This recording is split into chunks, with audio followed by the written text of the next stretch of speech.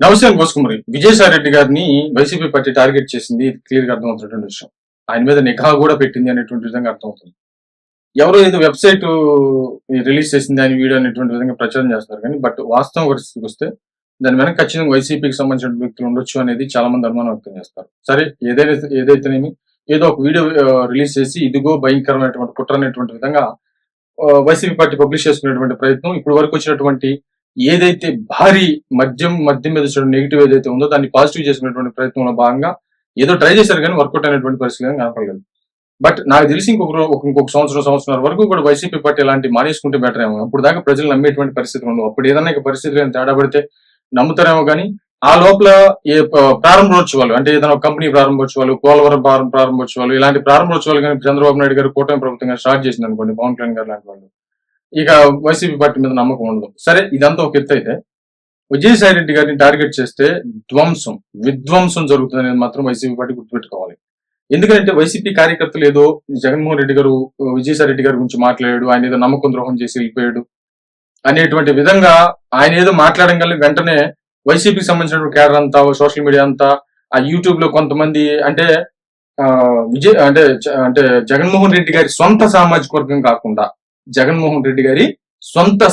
వర్గం కాకుండా ఇటీవల ఒక కొత్త సామాజిక వర్గం యాడ్ అయింది. బట్ ఫస్ట్ నుంచి కూడా వాళ్ళు జగన్మోహన్ రెడ్డి గారితో ఉండేటువంటి సామాజిక వర్గం అది. కానీ ఆ సామాజిక వర్గం ఏంటంటే ఇప్పుడు బాగా సీరియస్ గా తీసుకుంది.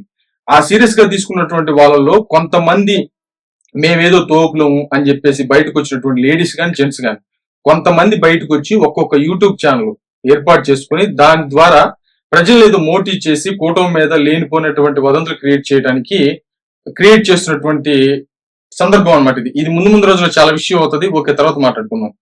విజయసాయి రెడ్డి గారిని బయటికి అంటే ఆయన కుట్ర చేస్తున్నట్టు టీడీపీ పార్టీతో అనేటువంటి విధంగా పబ్లిష్ చేస్తున్నారు. ఓకే, ఒకటైతే క్లారిటీ, దీంట్లో పెద్దగా చెప్పుకోవాల్సిందంటూ ఏముంది? ఆయన ఏమో నేను వేరే పని మీద వెళ్ళానని చెప్తాడు, కాదు కుట్ర చేయడానికి వెళ్ళారని చెప్పేసి వీళ్ళు చెప్తున్నారు. కానీ వాస్తవ పరిస్థితికి వస్తే విజయసాయి రెడ్డి గారి మాటలు ఎవరు నమ్మరు, వాస్తవం చెప్పండి. ఎందుకంటే నువ్వు టీడీపీ నాయకుడితో ఏం పని నీకు అనేటువంటి విధంగానే మాట్లాడతారు. కానీ ఆయన పార్టీ నుంచి వైసీపీ పార్టీ నుంచి బయటకు వచ్చేసాడు. ఆయన ఏ పార్టీ దాన్ని తిరగొచ్చు, ఏ పార్టీ దాన్ని ఉండొచ్చు, ఆయన ఇష్టం అది. బట్ కుట్ర చేసేస్తున్నారు అనేటువంటి విధంగా అంటే సిట్ దర్యాప్తు చేసింది, దర్యాప్తులు అన్ని విషయాలు తెలుస్తాయి కదా.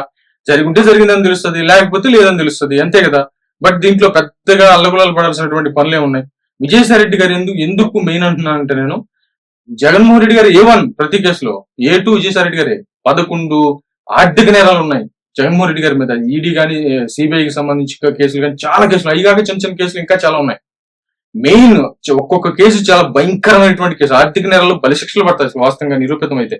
అట్లాంటి కేసులను ఎత్తున పెట్టుకుని ఉన్నారు. అంటే వాళ్ళు చేసినటువంటి ప్రతి దాంట్లో కూడా విజయసాయి రెడ్డి గారి సెకండ్ పార్టీ కదా. అంటే ఒక ఇద్దరు వ్యక్తులు చేశారు, వాళ్ళు విడిపోయారు.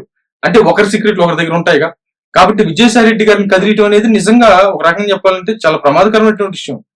ఇప్పుడు మద్యం కుంభకోణం ఒక్కటి చాలు మొత్తం అంటే వైసీపీ పార్టీ కానీ అది కానీ నిరూపితమైన సాక్ష్యాలు బయటకు వచ్చి అరెస్టులు కానీ జరిగితే, అది నిరూపితమైన శిక్షలు పడితే అసలు వైసీపీ పార్టీ అనేది క్లోజే కదా, దాంట్లో సమస్య లేదు. దాంట్లో ఆర్థిక నేరాలు కావచ్చు, విజయసాయి రెడ్డి గారి అంటే వివేకానంద రెడ్డి గారి హత్య కావచ్చు, లేకపోతే మద్య కుంభం కావచ్చు, నెక్స్ట్ ఇసుక ఉందంట, ఆ తర్వాత ఏదో మైనింగ్ ఉందంట, ఇక చెప్పే పనే కాదు, ఒక్కొక్క విధానంలో వెళ్ళిపోతున్నారు. కాబట్టి ఇక్కడ నిరూపితం అయితే మాత్రం వైసీపీ పార్టీ క్లోజ్. దీంట్లోకి వేరే సెక్షన్ లేదు, అసలు వేరే సెక్షన్ కూడా పెట్టుకోవద్దు అసలు. అలాంటి దానికి కీలకమైనటువంటి వ్యక్తి విజయసాయి రెడ్డి గారు. ఆయన్ని రెచ్చగొట్టడం వల్ల ఏదన్నా పాత స్నేహంతో ఏదన్నా కొద్ది గొప్ప అట్లా కాదు, నువ్వు అట్లా చేస్తే ఇలాగా అని చెప్పేసి ఏదో కొంత నచ్చ చెప్పుకొని ఏదో ఒక లెవెల్లో పోతే ఓకే, కానీ లేదు ఆయన రెచ్చగొడితే అసలు విషయాలు కానీ బయట పెట్టాడంటే పరిస్థితి ఏంటి? నాకు తెలిసి వివేకానంద రెడ్డి గారికి సంబంధించిన హత్య విషయంలో కూడా విజయసాయి రెడ్డి గారికి ఖచ్చితంగా తెలిసి ఉండాలి. ఎందుకంటే ఆ పార్టీలో ఉన్నటువంటి వ్యక్తి, 30 సంవత్సరాల నుంచి ఆ కుటుంబంతో ఉన్నటువంటి వ్యక్తి, ఆ కుటుంబాలతో ఉన్నటువంటి వ్యక్తి, ఆయనకి తెలియదంటే ఎవరు నమ్మడు అసలు వాస్తవంగా చెప్పాలంటే. ఆయన్ని రెచ్చగొడితే చాలా విషయాలు, ఇప్పుడు ఈడీ కేసులకు వాటికి సంబంధించి ఆయన కానీ నోరు తెరిస్తే పరిస్థితులు ఏంటి ఖచ్చితంగా. ఎందుకంటే వాళ్ళతో A1 A2 మరి ఒకసారి వైసీపీ క్యాడర్ దీన్ని గుర్తుపెట్టుకోవాలనేటువంటి కోణంలో చాలా మంది హితవు పలుకుతున్నారు, లేకపోతే ఎవరు ఇష్టం అది.